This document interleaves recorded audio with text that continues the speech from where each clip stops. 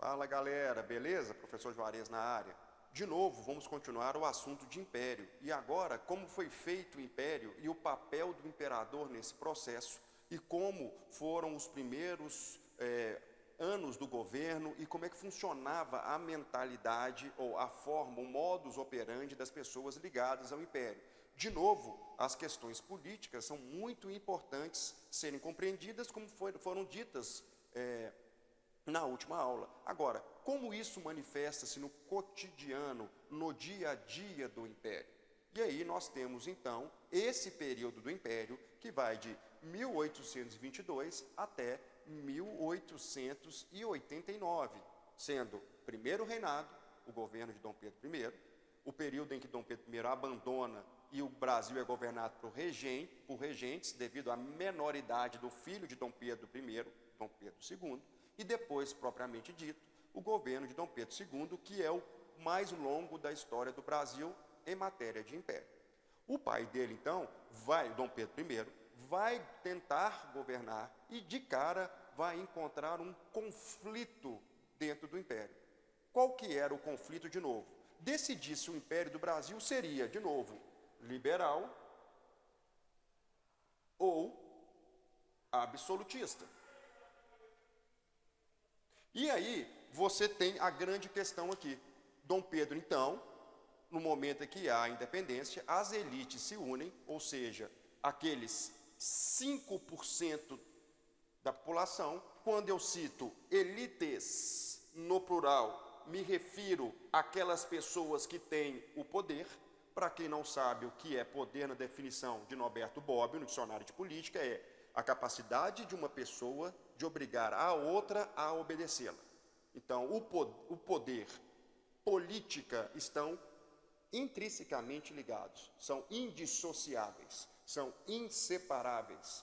Onde há política, há poder. E aqui foi a grande questão. Dom Pedro, então, fala, faça uma constituição para o país. E essa constituição será manifesta em 1823, a Constituição da Mandioca, depois vai receber outro nome também. Só que essa Constituição de 23, na visão de Dom Pedro I, ela era muito liberal. E aí, então, em 1824, Dom Pedro I lança a Constituição. Ele, na verdade, outorga a Constituição. Aqui está uma habilidade do Enem, porque está dentro desse contexto de conflito entre liberal e absolutista. De que forma, professor? Ora, se Dom Pedro outorgou, impôs, ele já está sendo autoritário. Ele não ouviu seus pares, pelo menos 5% da população, a chamada oli poucos, garquia, poder, o poder de poucos. Esses poucos, parte dele não foi ouvido por Dom Pedro, ele outorga a Constituição, impõe, e nessa Constituição ele cria o que nós chamamos de quarto poder. Quer dizer que a Constituição de 23 tinha 3 poderes, o imperador teria o poder executivo, uma monarquia constitucional. Entretanto, em 24, ele cria um quarto poder, chamado poder moderador. Na época, isso deu pano para manga de discussão. Por quê, professor? Porque não se sabia se esse quarto poder ele era ou não era absolutista. E aqui estava a grande discussão.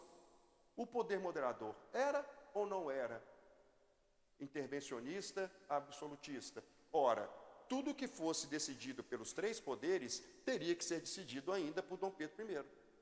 Na visão de muitas pessoas, principalmente os radicais, isso era uma forma de poder absolutista, porque está impondo. E por isso, o Nordeste, que era uma província já que revoltava com mais constância e teve muitos movimentos republicanos, apontou que o poder moderador era o garrote dos povos, ou seja, ele controlava, ele manipulava, ele tirava, cerceava a liberdade das pessoas. E foi taxado, então, que esse poder moderador foi, sim, um poder absolutista. Entenda, há pessoas no período que não viam assim, como um poder absolutista. Obviamente, aqueles que eram beneficiados pelo poder. E um outro grupo que não era beneficiado via, então, esse poder como poder absolutista. Essa questão sobre manifestações políticas a partir de um contexto, que é uma habilidade Enem, pode estar presente no Enem. Já teve 2 questões sobre o tema. Beleza? Essa situação, problema, então, é muito importante repensar e pensar esse conflito no cotidiano do Brasil. Um abraço e até.